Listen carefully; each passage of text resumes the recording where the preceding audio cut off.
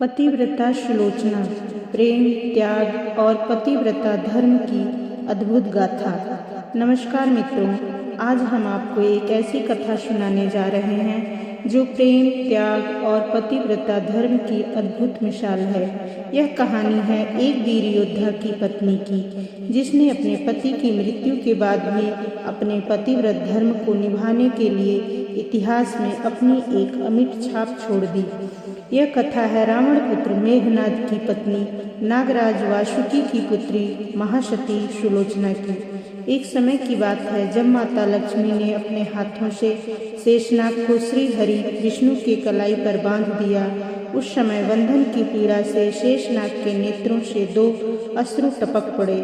उन्हीं आंसुओं से 2 दिव्य कन्याओं का जन्म हुआ, सुनैना और सुलोचना। समय बीता और सुनैना का विवाह मिथिला के राजा जनक से हुआ, जो आगे चलकर देवी सीता की माता बनी। वहीं सुलोचना का विवाह देवराज इंद्र के पुत्र जयंत से तय किया गया, लेकिन विधि को कुछ और ही स्वीकार था। जब असुरों के महान योद्धा मेघनाद ने इंद्र और जयंत को युद्ध में परास्त कर दिया, तब सुलोचना ने उनकी वीरता और पराक्रम को देख मन ही मन उन्हें अपना हृदय समर्पित कर दिया। उधर मेघनाद भी सुलोचना के सौंदर्य और तेजस्विता पर मुग्ध हो गए। दोनों का विवाह संपन्न हुआ और इस प्रकार सुलोचना लंका की बहू बन गई। जब नागराज शेषनाग को यह ज्ञात हुआ कि उनकी पुत्री सुलोचना ने रावण के पुत्र से विवाह किया है, तो उन्होंने क्रोधित होकर उसे श्राप दे दिया।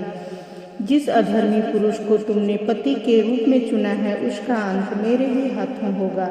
यही कारण था कि त्रेता युग में लक्ष्मण, जो स्वयं शेषनाग के अवतार थे, ने मेघनाद का वध किया। इस दृष्टि से देखा जाए तो लक्ष्मण मेघनाद के ससुर हुए।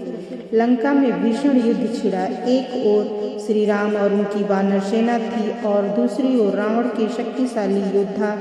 इसी संग्राम में लक्ष्मण ने मेघनाद को रणभूमि में परास्त कर दिया। परंतु जब श्री राम को यह ज्ञात हुआ कि सुलोचना पतिव्रता स्त्री है, तो उन्होंने लक्ष्मण से कहा, लक्ष्मण, रणभूमि में मेघनाद का वध तुम अवश्य करोगे, किंतु ध्यान रखना कि उनका मस्तक भूमि पर न गिरे। यदि वह प्रतिव्रत नारी की शक्ति से स्पर्श हुआ तो हमारी समस्त सेना नष्ट हो सकती है।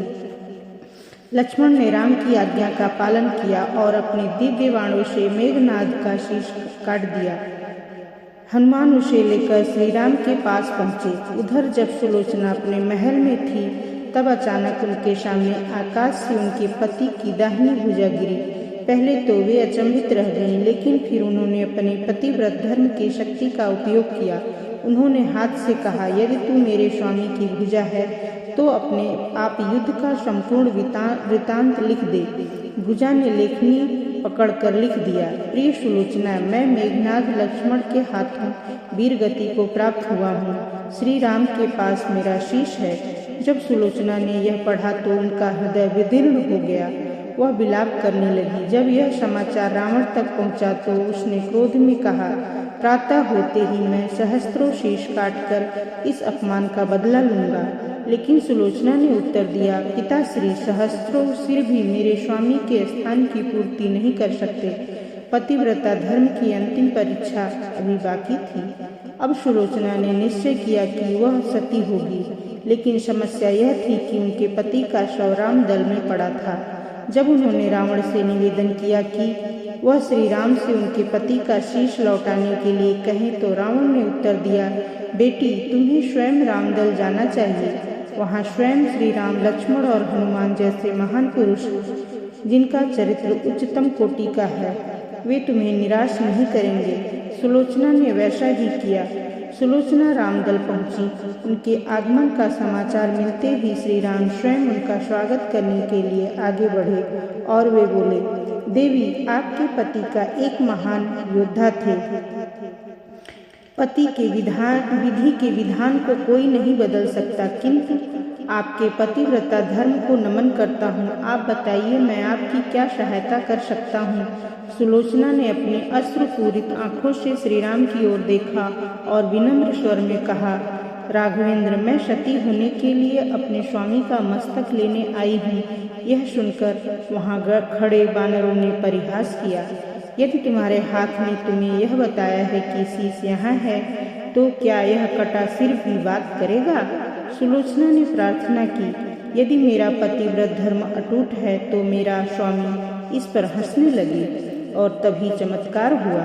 मेघनाद का कटा सिर सचमुच हंसने लगा। यह देखकर श्री राम सहित समस्त रामदल ने उनके पतिव्रता धर्म को नमन किया। श्री राम ने ससम्मान मेघनाद का सिर सुलोचना को सौंप दिया। अपने पति के कटे सिर को देखकर सुलोचना की आंखों से अश्रुधारा बह निकली। फिर उन्होंने लक्ष्मण की ओर देखा और कहा, सुमित्रा नंदन, यह मत सोचो कि तुमने मेघनाद को परास्त किया है। उनके पतन का कारण 2 पतिव्रता नारियां बनी, मैं और तुम्हारी पत्नी उर्मिला। तुम्हारी पत्नी के पतिव्रत धर्म ने तुम्हें बल दिया और मेरे पतिव्रत धर्म ने मेरे पति को दुर्बल कर दिया। इसके पश्चात सुलोचना अपने पति का शव लेकर चंदन की शैया पर बैठी और सती हो गई।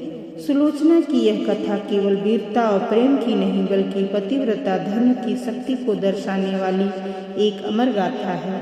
उनकी निष्ठा और भक्ति ने यह सिद्ध कर दिया कि एक सच्ची पतिव्रता स्त्री का संकल्प स्वयं विधि के विधान को भी बदल सकता है। इस कहानी से हमें यह सीख मिलती है कि सच्चा प्रेम केवल जीवन तक सीमित नहीं होता, वह मृत्यु के बाद भी अमर रहता है। अगर आपको यह कहानी पसंद आई हो तो इसे लाइक और शेयर करें और ऐसी ही अद्भुत कहानियों के लिए हमारे चैनल को सब्सक्राइब करें। मिलते हैं अगली कथा में, तब तक के लिए धन्यवाद। जय श्री राम।